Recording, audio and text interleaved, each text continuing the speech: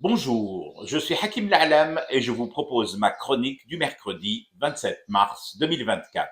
Elle s'intitule Khorasan, Khorasan toi-même.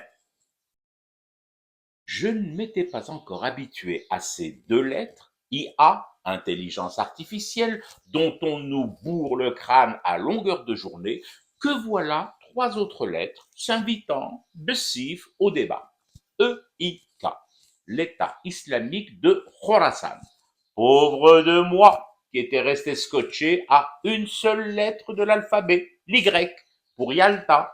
Le seul effort que pouvait faire une vieille branche comme moi, c'était à la limite de rajouter un chiffre à cette lettre, par coquetterie, juste par coquetterie, bien sûr. Ce que j'ai fait, ou plutôt que je m'apprêtais à faire en attribuant un 2 au Y pour faire Yalta 2. Je pensais sincèrement que ça avait de la gueule, Yalta 2, me rendant bien compte que tout ce beau monde, celui qui se trouve toujours du bon côté de la planète, se préparait à redéguster un nouveau gâteau, partagé différemment, mis à jour, remis au goût, à leur goût de leur jour.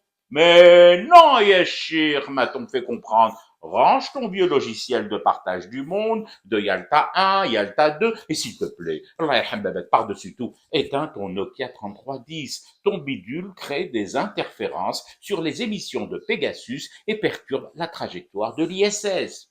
Ah, dommage. Je l'aimais bien, mon 3310, une batterie increvable et surtout difficilement traçable. Mais bon, j'ai rangé mon bidule, comme ils disent, dans la même boîte à souvenirs que les clichés en argentique montrant des livraisons par la CIA de missiles Stinger aux Moudjahidines afghans, les pères, paraît-il, tranquilles des talibans. Alors, donc, à moi, qui ne me souvient même plus de mon score de 4h57 ce matin, on veut à présent faire avaler ces trois nouvelles lettres et me les faire chanter a cappella. E-I-K, Khorasan. Khorasan. J'ai jeté un œil à la carte pour savoir où se trouvait Khorasan. L'est de quel pays déjà? L'Iran. Ben voyons, fallait bien qu'il ramène à nouveau l'Iran dans cette affaire. Khorasan, la plus vaste province d'Iran. Rien que ça. Donc, et si je comprends bien, le mal absolu nouveau, rien à voir avec le Beaujolais, nous viendrait de Khorasan. Répétez avec moi, l'État islamique de Khorasan, en chœur et au signal. État islamique de Khorasan, pas bien. CIA, bien. EIK, pas bien du tout. NSA et Pegasus, bien, très bien. Otages israéliens, sniff, sniff. Palestiniens assassinés en masse, chat. Citoyens russes assassinés à Moscou, trou dans la couche d'ozone qui s'élargit, voitures électriques qui explosent et brûlent à la gueule de leur proprio babacool, abeilles en voie d'extinction, la faute à qui? À Khorasan, bien sûr. Enfin, je veux dire, à cet État islamique injecté en Iran, laquelle est déjà une république islamique. Et il me faut apprendre tout ça. Le ventre vide, en plein ramadan, avec des fantasmes de percolateurs piégés au C4. Mon Dieu!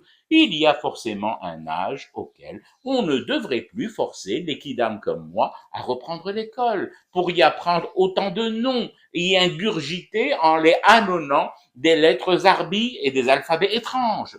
Je vous l'ai déjà dit, je suis de la génération Y, celle de Yalta et de ces messieurs aux airs si sévères, sauf le russe Staline, qui, sur les clichés et films noirs et blancs, souriait déjà de toutes ses dents, semblant avoir tout compris du bidouillage en cours. La bande de pieds nickelés découpait déjà le monde au couteau pas suisse pour un franc.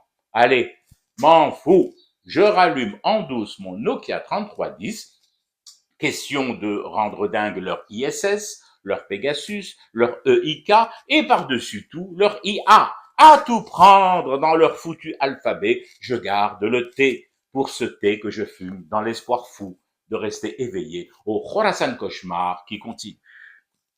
C'était Hakim La'alam, je vous retrouve demain pour une autre chronique et une autre façon de dire son amour à l'Algérie.